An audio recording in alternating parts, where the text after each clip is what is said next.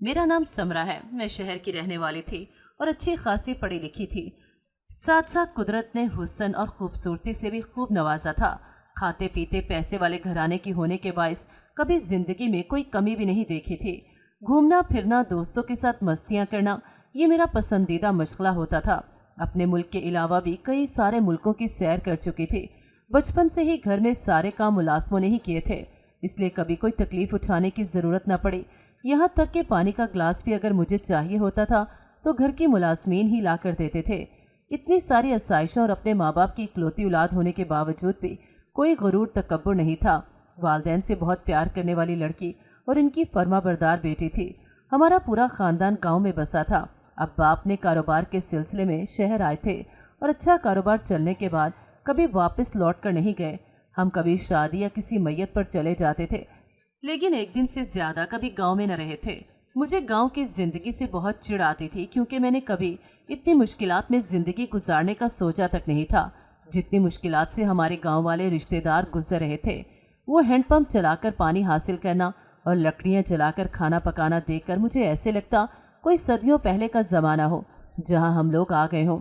ویسے تو گاؤں کی زندگی کے بارے میں یہ مشہور تھا کہ کھلی آب و ہوا میں رہنا صحت مندی کی نشانی ہے، لیکن یہاں آ کر ہی پتہ چلتا تھا کہ یہاں کے لوگ صحت کی کتنی سہولیات سے محروم تھے۔ وہ سارے بس مجھے سنی سنائی باتیں لگتی کہ گاؤں میں یہ ہوتا ہے وہ ہوتا ہے، جبکہ گاؤں میں کوئی سہولت موجود نہیں تھی۔ اس لیے میں نے جو کچھ بھی گاؤں میں دیکھا تھا وہ سارے ہی بہت وقت پہلے کی یادیں تھیں۔ جب سے میں نے یونیورسٹی جوائن کی تھی اور بڑی ہو گئی تھی تو تب سے ہی میں نے اماں اور ابا کے ساتھ گاؤں جانا چھوڑ دیا تھا۔ اب اگر کوئی شادی یا کوئی اور بات بھی ہوتی تو میں گاؤں جانا پسند نہ کرتی، بلکہ اب میں ملازمین کے ساتھ گھر پر ہی رہتی تھی اور میرے والدین گاؤں ہو کر آ جاتے تھے۔ گاؤں میں میری ہم عمر بہت ساری میری کزن لڑکیاں اور لڑکے بھی تھے، لیکن میری کبھی کسی سے زیادہ نہ بنی۔ ہم سب کا زندگی گزارنے کا طریقہ کار بہت ہی الگ تھا۔ مجھے یاد ہے بچپن میں جب گاؤں جاتی تو ساری لڑکیاں میرے ارد گرد آ کر جمع ہو جاتی تھی، جیسے میں کسی دوسری دنیا سے آئی مخلوق ہوں۔ لیکن جتنی عجیب میں انہیں لگتی اس سے کہیں زیادہ مجھے گاؤں کے لوگ عجیب لگتے۔ مجھے ان لڑکیوں یعنی میری کزن کا یہ گرد جمع ہونا بالکل پسند نہ آتا۔ میں ان لوگوں سے دور رہنا چاہتی۔ مجھے ایسے لگتا کہ یہاں کے لوگ صاف صفائی کا خیال نہیں رکھتے۔ مجھے وہ گدلے اور میلے سے لوگ پسند ہی نہ آتے تھے۔ اسی لیے میں نے اماں ابا سے انکار کر کے ہمیشہ گاؤں جانے سے جان چھڑوا رکھی تھی۔ کئی سال گزر چکے تھے، میں نے گاؤں میں قدم تک نہ رکھا، لیکن پھر اچانک ہماری دادی جان کی موت ہوئی تو مجبوراً مجھے جانا پڑا تھا۔ میں سوچ کر گئی تھی کہ یہ گاؤں جانے کا میرا آخری موقع ہوگا، کیونکہ اس کے بعد اب ابا اور اماں بھی مجھے گاؤں چلنے پر مجبور نہیں کر سکتے تھے۔ ابا کے علاوہ ان کے 4 بھائی اور تھے اور وہ سب بھی گاؤں میں رہتے تھے، اور ان کے بچوں کی تو جیسے کوئی ایک فوج بنی ہوئی تھی، جو سارے میرے کزن تھے، لیکن بعض کے میں نام تک نہ جانتی تھی۔ میں ان سب سے دور دور رہنا پسند کرتی تھی۔ دادی کے گزرنے کے بعد کوئی 3 دن ہم گاؤں میں رہے اور پھر میں نے اماں سے جلدی مچا دی کہ ہمیں واپس گھر جانا ہے۔ اماں نے ابا کو میری بات کہی تو ابا نے کچھ روز مزید رہنے کا کہا، جس سے میرا موڈ بہت خراب ہو گیا، لیکن پھر ابا کو انکار بھی نہیں کر سکی تھی کہ ان کی ماں کی موت ہوئی تھی اور وہ اپنے بھائی بہنوں کے ساتھ کچھ وقت رہنا چاہتے تھے۔ یوں ہی وہاں رہتے رہتے ہمیں 1 ہفتہ ہو گیا۔ پھر میں نے سوچا تھا کہ فضول میں یہاں گھر میں پڑے رہنے سے بہتر ہے کہ میں تھوڑا بہت باہر گاؤں کی آب و ہوا میں گھوم لوں۔ اس لیے میں نے ابا کو کہا تھا کہ مجھے کھیتوں کی طرف لے کر چلیں، تو ابا نے گھر میں تمام رشتہ داروں کی موجودگی کی وجہ سے میرے کزن سے کہا تھا کہ وہ مجھے گاؤں کے کھیت وغیرہ دکھا کر لائے، لیکن مجھے اپنے کزن کے ساتھ باہر جانا پسند نہیں تھا، تو میں نے پھر انکار کر دیا تھا۔ اگلے دن میں سوئی ہوئی تھی جب میرے چچاؤں اور پھپھوں کے بچوں نے مجھے گاؤں گھمانے کا پروگرام بنایا۔ وہ لوگ میرے اٹھتے ہی میرے پاس آئے تھے کہ آج آپ ضرور ہمارے ساتھ جائیے گا، تو میں نے ان سب کی طرف دیکھ کر منہ بنایا۔ پھر اماں نے کہا کہ چلی جاؤ، گھر میں بیٹھے بور ہونے سے یہی بہتر تھا، تو میں مان گئی۔ وہ سارے لوگ خوش ہو گئے اور ہم سب گاؤں میں نکل پڑے۔ یہ میرا پہلی دفعہ تھا جب میں نے اپنے کزنز کے ساتھ اتنا فری ہو کر کوئی پروگرام بنایا تھا، ورنہ پہلے میرے سارے پروگرام گھومنا پھرنا صرف شہر میں اپنے دوستوں کے ساتھ ہی ہوتے تھے۔ ہم سب سے پہلے اپنے خاندانی زمینوں میں گئے تھے جو گھروں سے تھوڑا ہی فاصلے پر تھیں، اور ان میں بہت سارا حصہ میرے ابا کا تھا، جو انہوں نے سب بھائیوں سے کہہ دیا تھا کہ میرے ہوتے ہی یہ سب میری بیٹی کا ہے۔ ان دنوں گندم کے لہلہاتے کھیت اپنی تمام تر خوبصورتی کے ساتھ جھلملا رہے تھے۔ میں نے چاہے دنیا کے جتنے بھی نظارے دیکھے تھے، لیکن گاؤں کا یہ حسن مجھے آج بہت پیارا لگ رہا تھا۔ اس کے بعد ہم سب مل کر ایک نہر کے کنارے چلے تھے جو کہ گاؤں سے کچھ فاصلے پر تھی۔ इस तरह हम लोग अपने घरों से काफ़ी दूर निकल आए थे। यहाँ तक कि सुबह से अब दोपहर हो चुकी थी। गांव का हर हर मंजर मेरी आंखों को भला लग रहा था। चलते चलते हम गांव के बागात की तरफ आए और अब तक तो भूख से बुरा हाल हो रहा था। घर पहुंचते में अभी काफ़ी वक्त लगना था। वो सब जो मेरे साथ आए थे सभी गांव वाले शायद इतनी भूख बर्दाश्त कर लेते, लेकिन मैं इस मामले में वक्त की बड़ी पाबंद थी। मेरा बुरा हाल हो रहा था। फिर मुझे मेरी एक कज़न ने बताया कि जब बचपन में हम ये बागात घूमने आते तो यहाँ से कच्चे आम तोड़कर खा लिया करते थे। मुझे भी शरारत सूझी और मैंने एक दरख्त से आम तोड़ने की कोशिश की, जिसके नतीजे में मुझे आम तो ना मिला लेकिन पाँव में शदीद मोच आ गई। फिर तो मेरी चीखें आसमान को छूने लगी। सारी की सारी कज़न्स मुझे देखकर बहुत घबरा गई थी। इस वक्त तो मुझसे हिला भी नहीं जा रहा था। भूख प्यास तो मैं भूल गई, अब घर तक पहुंचना मुश्किल हुआ जा रहा था। सभी बस आसपास खड़ी मुझे देखने लगी थी। मेरे साथ सारी ही लड़कियां मौजूद थीं। लड़के जो हमारे साथ आए थे वो सब हमसे दूर कहीं घूम फिर रहे थे। कुछ वक्त तो मेरा दर्द से कराहते गुजरा। फिर मेरा चचा ज़ाद शहान कहीं से आन पहुंचा, जिसने मुझे देखते ही फौरन करीब से किसी की मोटरसाइकिल ली और मुझे अपने साथ बिठाकर घर की तरफ चला था। मुझे उसके साथ मोटरसाइकिल पर बैठना बहुत अजीब लग रहा था, लेकिन मजबूरी को देखते सबने ही मुझे उसके साथ जाने का कहा। एक तो मैं पहले ही यहाँ के लोगों से इतना दूर दूर रहती थी, फिर मोटरसाइकिल पे वो भी किसी लड़के के साथ बैठना बहुत मुश्किल हो रहा था। दर्द की शिद्दत वक्त के साथ बढ़ने लगी तो मैंने भी इनकार न किया। जैसे ही हम अपने बाकी साथियों से थोड़ा दूर पहुँचे तो गाँव के ओबड़ खाबड़ रास्ते पर मोटरसाइकिल के चलने की वजह से मेरा पाँव मज़ीद दर्द करने लगा। अब मैं बाकायदा रोने लगी थी तो ये देखकर मेरा कज़न घबरा गया। बीच रास्ते में उसने मोटरसाइकिल रोक दी, ज़मीन पर बैठकर मेरे पाँव का जायज़ा लेने लगा और उसे इस तरह मेरा ख्याल रखता देखकर मुझे बहुत अच्छा लगा था। मैंने अपनी कज़न की तरफ गौर से देखा। वो मेरी वजह से काफ़ी परेशान हो गया था। मैं दिल ही दिल में बहुत शर्मिंदा हुई थी कि मैं कितनी गलत थी जो गाँव के रिश्तेदारों को बिना वजह अच्छा नहीं समझती थी। फिर शहान ने कुछ सोचते हुए अपनी जेब से रुमाल निकाला और मुझे कहा कि अब थोड़ा बर्दाश्त करना पड़ेगा। उसने मेरे पाँव पर कस के रुमाल बांधा तो पहले मुझे शदीद दर्द हुआ, लेकिन फिर आराम आ गया था। कुछ देर हम वहीं ठहरे थे ताकि मैं कुछ सहने के काबिल हो जाऊं। फिर शहान ने मुझे हाथ देकर मोटरसाइकिल पर बैठने में मदद की थी। मैंने बैठकर उसके कंधे पर डरते हुए हाथ रखा, क्योंकि अब दर्द के बायस मुझे सहारे की ज़रूरत थी। फिर उसने बेफिक्र होकर बैठने का कहा था और हम घर की तरफ चल पड़े। घर पहुँचते में हमें कुछ वक्त लग गया। घर पहुंचकर देखा कि हमारे सारे साथी हमसे पहले पहुंच चुके थे और घर वालों को अब तक मेरे दर्द के बारे में पता चल चुका था। मेरी माँ और बाबा मेरे लिए काफ़ी परेशान हो रहे थे। फिर मुझे देखकर ही उन्हें चैन आया था। मैंने उन्हें तसल्ली दी कि ज़्यादा चोट नहीं लगी, लेकिन बाबा ने मेरी ना मानी थी और शहान को फौरी तौर पर गांव के डॉक्टर के पास भेजा था। पूरे घर में एक परेशानी का माहौल बन चुका था और सबकी ज़ुबान पर एक ही बात थी कि समरा को चोट लग गई है। मैं जो अपने वालिदैन की इकलौती औलाद थी, इसी वजह से उनके सब बहन भाइयों में भी प्यार मुझे मिला था। जल्दी शहान डॉक्टर को लेकर वापस आया और डॉक्टर ने मुकम्मल आराम का कहकर कुछ दवाइयाँ दी थीं। अम्मा और अब्बा के चेहरे मुझे देखकर उतर चुके थे, लेकिन फिर मैंने ही उन्हें तसल्ली दी थी। मुझे इस वक्त भूख लगी थी, ये बात मैं चोट की वजह से भूल चुकी थी, लेकिन शहान नहीं भूला था। वो मेरे लिए किचन से खुद खाना लेकर आया और अम्मा को देते हुए बोला था कि समरा को खिला दें, इसे रास्ते में बहुत भूख लगी थी। इसकी इस कदर तवज्जो मुझे कुछ खास ही लग रही थी। यकीनन ये कोई आम बात न थी। मैंने एक नज़र उसे देखा तो वो भी सबकी तरह ही बहुत परेशान मालूम हुआ था। मैं इस नए एहसास को मोहब्बत तो नहीं कह सकती थी, लेकिन शहान के रवैये ने मेरे गांव वालों के मुत्तलिक तमाम ख्यालात बदल कर रख दिए थे।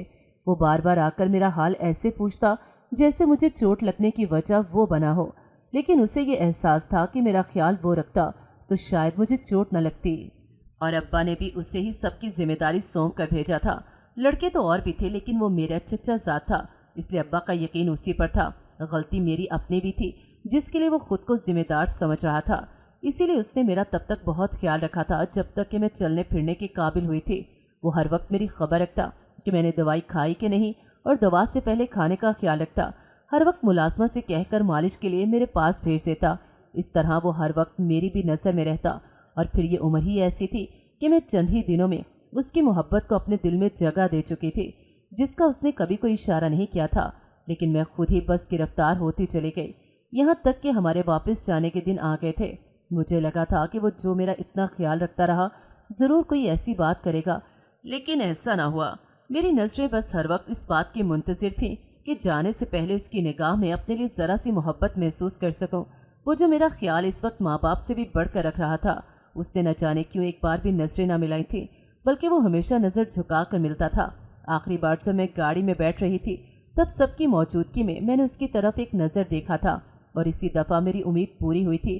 وہ سب کے پیچھے کھڑا تھا اور اس کی نظر بھی مجھ پر تھی۔ یوں ہم دونوں کی نظریں ٹکرائی تھیں اور اس کو بھی میری محبت کا احساس ہو چکا تھا۔ گاڑی روانہ ہوئی، ہم ہوا میں ہاتھ لہراتے سب کو بائے بائے کر کے وہاں سے نکل آئے تھے، لیکن میں اپنا دل و دماغ اس دفعہ وہیں چھوڑ کر آئی تھی کہ سوچوں اور یادوں میں اب میرا چچا زاد شہان چھایا ہوا تھا۔ کافی لمبا سفر طے کرنے کے بعد جب ہم گھر پہنچے تو میں فوراً اپنے کمرے میں آرام کرنے چلی گئی۔ تھکان کے باعث مجھے بہت گہری نیند آ چکی تھی۔ پھر رات میں امی ابو میرے کمرے میں ہی میرے لیے کھانا لے کر آئے تھے۔ انہوں نے مجھے اسی جگہ پر کھانا کھلایا اور میں کھانا کھاتے مسلسل امی سے گاؤں کی باتیں کرنے لگی تھی۔ اماں نے پھر حیران ہوتے کہا تھا کہ پہلے تو تم گاؤں کا اتنا ذکر کبھی نہیں کرتی تھی، آج کیا ہوا جو واپس آ کر بھی صرف وہیں کی باتیں کر رہی ہو؟ میں حیران ہو گئی کہ سچ میں ہی میں اپنی تکلیف بھول کر صرف ادھر کی ہی باتوں میں یادوں میں گم تھی۔ پھر میں نے اماں سے کہا تھا کہ اس دفعہ زیادہ گھوم پھر کر گاؤں دیکھ آئی ہوں، اس لیے شاید دماغ پر وہاں کی یادیں سوار ہو گئی ہیں۔ اماں نے کھانا کھلا کر مجھے دوائی دی اور پھر سے سونے کا کہہ کر اماں چلے گئیں۔ میں بیڈ پر لیٹے پھر سے شہان کے بارے میں ہی سوچنے لگی۔ اس کی وہ آخری نگاہ جو مجھ پر ٹکی رہی مجھے نہیں بھول رہی تھی۔ کیا سچ میں ہی اسے بھی میری یاد ایسے ہی آ رہی ہوگی جس طرح میں پاگلوں کی طرح اس کو یاد کیے جا رہی تھی؟ اگلے 2 دن میرے دماغ پر وہ حاوی رہا تھا۔ پھر جب میری دوستوں کو خبر ملی اور سب باری باری مجھے دیکھنے آ رہے تھے تو ذہن کچھ تبدیل ہوا۔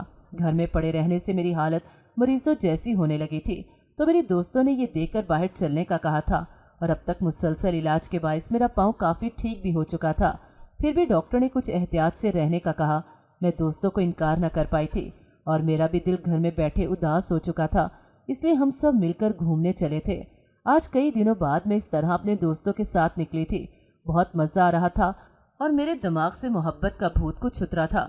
میں گاؤں کے خیالات سے نکل کر شہر کی زندگی میں گھلنے لگی تھی۔ رات تک ہم گھومتے پھرتے رہے، پھر ڈنر باہر ہی کرنے کے بعد میں رات کو کوئی 10 بجے کے قریب گھر واپس آئی تھی۔ اماں ابا کو میرے دیر سے آنے پر اعتراض نہ ہوتا تھا، وہ میری سعادت سے بخوبی واقف تھے۔ گھر آ کر میرے لیے ایک اور سرپرائز موجود تھا۔ اماں نے بتایا کہ گاؤں سے چچا چچی اور شہان آئے ہوئے ہیں میری طبیعت پوچھنے۔ مجھے بہت زیادہ حیرانگی کے ساتھ ساتھ خوشی بھی ہوئی تھی کہ شہان کو میرا خیال کھینچ لایا تھا۔ میں نے اماں سے فوراً پوچھا کہ وہ لوگ سو تو نہیں گئے؟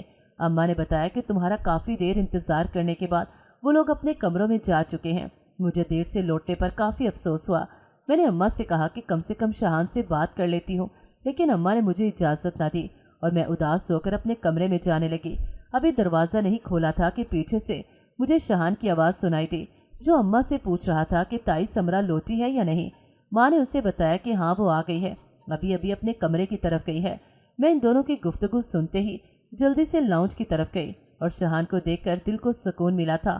اس کی نظر مجھ پر پڑی تو وہ بھی خوش ہو گیا تھا۔ جلدی سے میری طرف بڑھ کر اس نے میری خیریت پوچھی تو میں نے پیر کی طرف اشارہ کرتے بالکل ٹھیک ہوں کہا تھا۔ پھر ہم دونوں وہی لاؤنج میں بیٹھ کر باتیں کرنے لگے اور امی ہمارے لیے چائے بنانے چلی گئیں کیونکہ ابھی تک ملازمہ اپنے گھر جا چکی تھی۔ میں نے شہان سے مذاق میں پوچھا کہ آج ہمارے گھر کا راستہ کیسے بھول گئے ہیں، تو اس نے کہا تمہاری فکر ہو رہی تھی۔ میں نے ہنس کر کہکا لگایا تو وہ گھور کر مجھے دیکھنے لگا تھا۔ آج دن تو ویسے بھی اچھا گزرا تھا، اپنے رشتہ داروں کو اچانک دیکھ کر رات کا وقت بھی اچھا گزرنے لگا تھا۔ دیر تک ہم دونوں نے باتیں کی تھی، پھر جا کر اپنے اپنے کمرے میں سونے چلے گئے۔ صبح کے لیے بھی میں نے الارم لگا دیا تھا کہ رات چچا اور چچی سے نہ مل سکی تھی تو کہیں اٹھنے میں دیر نہ ہو جائے۔ الارم بجتے ہی میں اٹھ کر تیار ہو گئی۔ کمرے سے نکلی تو ابھی صرف امی اور چچی ہی جاگی تھیں۔ میں نے چچی کو سلام کیا اور ان کے پاس ہی بیٹھ گئی۔ ملازمہ ہم سب کے لیے چائے لے کر آئی تو میں نے اٹھ کر چچی کو چائے اپنے ہاتھ سے پیش کی۔ میرا یہ بدلا ہوا رویہ اماں کو کھٹکنے لگا تھا۔ وہ بار بار مجھے حیرت سے دیکھ رہی تھی۔ میں نے بھلا پہلے کام کاج میں اتنی دلچسپی کبھی نہیں لی تھی، اسی لیے یہ سب ان کے لیے حیران کن تھا۔ ہم لوگ چائے پی کر فارغ ہوئے تھے تو گھر کے مرد حضرات بھی اٹھ کر آ چکے تھے، جن میں ابا، چچا اور شہان تھے۔ میں نے شہان کو ہی دیکھا تھا۔ آج اس نے پہلی بار شہری لڑکوں والا لباس پہنا تھا۔ پہلے ہمیشہ گاؤں میں نے اسے شلوار قمیص میں ہی دیکھا تھا، لیکن آج جینز اور ٹی شرٹ پہنے وہ کافی سمارٹ لگ رہا تھا۔ اماں نے ملازمہ کو ناشتہ لگانے کا کہا اور ساتھ میں بھی اٹھ کر کچن کی طرف گئی۔ ملازمہ کے ساتھ میں ناشتہ میز پر لگانے لگی۔ میری یہ خاص توجہ اب اماں کو سمجھ میں آ چکی تھی۔ ناشتے کے بعد ابا نے کسی ضروری میٹنگ میں جانا تھا اور چچا اپنے کچھ جان پہچان کے لوگوں سے ملنے نکل گئے۔ میں نے شاہان کو آج شہر گھمانے کی آفر کی تو وہ فوراً مان گیا۔ ہم دونوں گاڑی لے کر نکلے تھے اور میں نے آج ڈرائیور کو چھٹی دے دی تو شاہان نے گاڑی ڈرائیو کرنے کا کہا، لیکن میں نے انکار کر دیا۔ آج میں خود ڈرائیو کرنا چاہتی تھی۔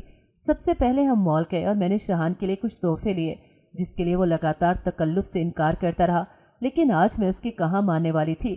وہ ایسا تھا جس نے گاؤں میں دن رات ایک کر کے میرا خیال رکھا تھا، بھلا میں وہ ساری باتیں کیسے بھول سکتی تھی۔ پھر اپنے بہت سارے دوستوں سے میں نے شاہان کو ملایا۔ میری دوستیں تو اسے دیکھ کر دنگ رہ گئی تھیں کیونکہ وہ گاؤں کا لڑکا ہو کر بھی اتنا ہینڈسم تھا۔ کافی وقت گھومنے کے بعد ہم نے ایک ریسٹورانٹ میں ساتھ لنچ کیا۔ شاہان خود بھی کافی وقت شہر میں رہ چکا تھا اور ایک اچھی یونیورسٹی سے تعلیم یافتہ تھا، لیکن وہ اپنے والدین کا اکیلا بیٹا ہونے کے ساتھ 3 بہنوں کا اکیلا بھائی بھی تھا، اس لیے گاؤں چھوڑ کر نہیں نکلا تھا بلکہ گاؤں میں رہ کر ذمہ داری ہی سنبھالی تھی۔ ان لوگوں کا ویسے بھی گاؤں سے نکلنا بہت کم ہوتا تھا۔ ہمارے گھر تو شاید زندگی میں پہلی بار رہنے آئے تھے، اس لیے میں ان کو گھمانے پھرانے میں کوئی کسر نہیں چھوڑنا چاہتی تھی۔ عصر کے قریب ہم بہت سارا گھومنے کے بعد گھر واپس آئے تھے تو گھر پر ملازمہ کے علاوہ کوئی موجود نہیں تھا۔ ابا اور چچا کا تو مجھے پتا تھا، لیکن اماں اور چچی کو نہ پا کر میں حیران ہوئی تھی۔ پھر ملازمہ سے پوچھنے پر پتا چلا کہ چچی کو بھی اپنی بیٹیوں کے لیے کچھ خریداری کرنی تھی، اس لیے وہ اماں کو ساتھ لے کر شاپنگ پر گئی تھیں۔ وہ دونوں کیونکہ شام کو ہی نکلی تھیں تو ظاہر ہے رات دیر سے ہی لوٹنا تھا۔ اس دوران ہم دونوں نے گھر میں بور ہونا تھا، اس لیے شاہان اپنے کمرے میں گیا تو میں چھت پر چلی آئی۔ میری عادت تھی کہ دن میں شام کے وقت چھت پر چکر ضرور لگایا کرتی تھی۔ مجھے چھت سے شہر کا منظر دیکھنا بہت پسند تھا۔ ملازمہ کو کافی کو آرڈر دے کر میں اوپر پہنچی تھی اور دور دور تک نظر آنے والے آسمان کو چھوتی عمارتوں کو دیکھنے لگی۔ تبھی سیڑھیوں سے آنے والی کسی کے قدموں کی آہٹ پر میں نے کافی ٹیبل پر رکھ کر چلے جانے کا کہا۔ تبھی میرے کندھے کے قریب آ کر شاہان نے کہا تھا کہ کافی تو میں نہیں لایا، اگر حکم ہو تو ابھی بنا کر لاؤں۔ اس کی آواز پر میں مڑی تھی اور کہا، ارے نہیں نہیں، مجھے لگا شاید ملازمہ ہوگی، تو وہ پھر اپنی محبت کا اظہار کرتے کہنے لگا کہ مجھے بھی اپنا غلام ہی سمجھ لو۔ میں اس کی اس طرح کی باتوں پر خاموش ہو گئی۔ پہلے دل گھبرانے لگا تھا، لیکن پھر خود کو سنبھالتے ہوئے میں نے کہا تھا کہ شاہان تم ایسا کیوں کہہ رہے ہو؟ تو شاہان نے کہا تھا کہ سمرا، میں تم سے اس قدر محبت کرنے لگا ہوں کہ سچ میں اگر تم مجھے اپنا غلام بنا کر بھی ساتھ رکھو گی تو میں رہ لوں گا۔ میں پھر اس کی بات پر ہنس پڑی اور پھر کہا تھا کہ اس غلامی کرنے کی تمہیں کوئی ضرورت نہیں، تمہاری محبت یک طرفہ نہیں، میرے دل میں بھی تمہارے لیے محبت اتنی ہی شدت سے ہے۔ تو وہ آنکھیں بند کر کے آسمان کی طرف منہ کر کے شکر ادا کرنے لگا۔ اس کے ایسے انداز پر میں نے محسوس کیا تھا کہ وہ کس قدر شدید محبت مجھ سے کرنے لگا تھا۔ اس اظہار محبت کے بعد تو جیسے میری دنیا ہی بدل گئی تھی۔ جس کزن سے میں دور دور رہنا پسند کرتی تھی وہی اب سب سے بڑھ کر اپنا لگنے لگا تھا۔ مغرب کا وقت ہونے کو آیا اور آسمان پر اب اندھیرا چھانے لگا تھا۔ ہم دونوں چھت پر ہی بیٹھے تھے اور پھر شاہان نے کہا تھا کہ گھر والے واپس آتے ہوں گے، ہمیں نیچے چلنا چاہیے۔ ہم چھت سے اتر آئے تھے تو باہر گیٹ پر اماں ابا اور چچا چچی کی گاڑیاں بھی آ پہنچی تھیں۔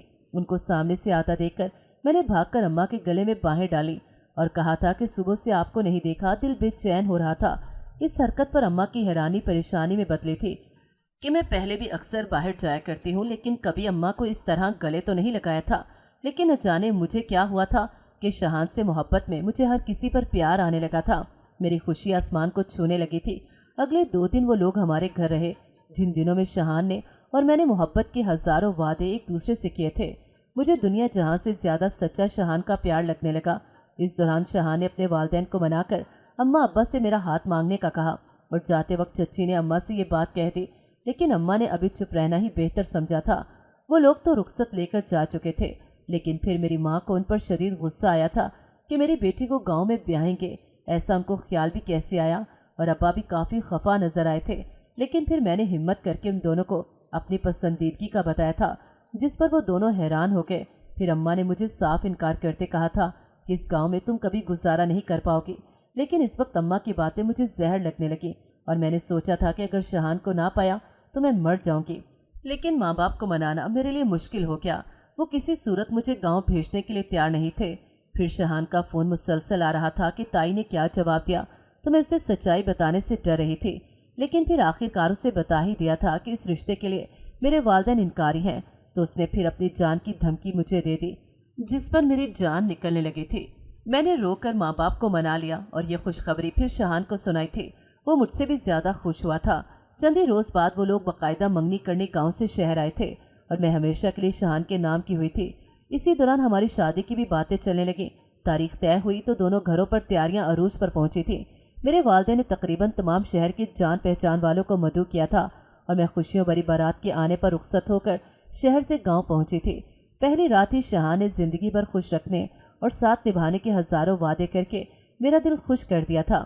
وہ رات تو آنکھوں ہی آنکھوں اور باتوں ہی باتوں میں گزری تھی اور میری شادی کی پہلی صبح ہوئی تھی جب ساس نے شہان سے کہا تھا کہ وہ مجھے ناشتے پر لے کر آئے۔ وہ میرا ہاتھ تھامے مجھے لے کر چلا تھا۔ میں بہت خوش ہو رہی تھی کہ مجھے من چاہت جیون ساتھی ملا۔ ناشتے سے فارغ ہو کر شہان چچا جان کے ساتھ کہیں باہر گیا تھا۔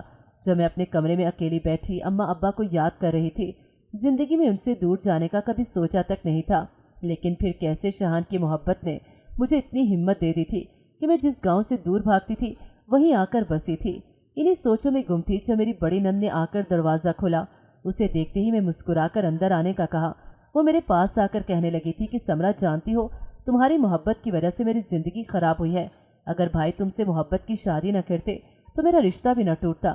اس کی باتوں سے میں مکمل طور پر گھبرا چکی تھی اور پوچھنے لگی تھی کہ تمہارے رشتے ٹوٹنے سے بھلا میری شادی کا کیا تعلق ہو سکتا ہے؟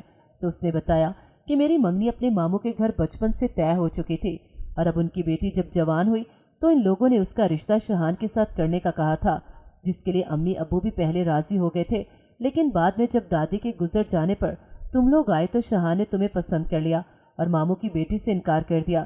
پھر ان لوگوں نے اسی بات کو وجہ بنا کر میری منگنی بھی توڑ دی اور میرے منگیتر کی شادی بھی اسی دن ہوئی جس دن شہان اور تمہارا نکاح ہوا۔ اور ایسے میں مجھے بھائی کی شادی کی خوشی سے زیادہ اپنے منگیتر کی شادی کا دکھ ہوا تھا۔ تم نہیں جانتی سب کو خوشیاں مناتے دیکھ کر میں اس دن کتنی اذیت سے گزری تھی جس کا کسی کو احساس تک نہ ہوا تھا۔ شہان ہمارا اکلوتا بھائی ہے، اس لیے اس کی بات گھر والوں نے نہیں ٹالی تھی، اور ہم 3 بہنیں ہیں تو ہماری قربانی دینا کوئی بڑی بات نہیں سمجھیں گے۔ وہ اب بول کر میرے سامنے بہت زیادہ رونے لگی تھی اور میرا دل اس کو روتا دیکھ کر گھبرانے لگا تھا۔ اس کو اس قدر دکھی دیکھ کر میری خوشی پھیکی پڑ چکی تھی۔